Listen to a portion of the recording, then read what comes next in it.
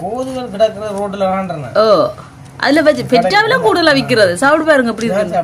சாப்பிட பயப்படாங்க, விஷம் இல்ல.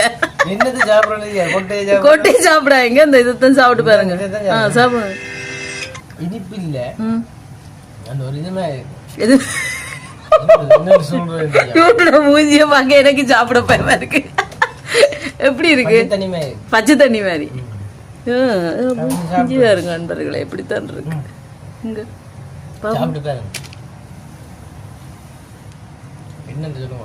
என்ன இது? பச்சை தண்ணி மாதிரி இருக்கு. எனக்கு வேணாம். இதை விட பிலாப்புல நல்லா இருக்கு.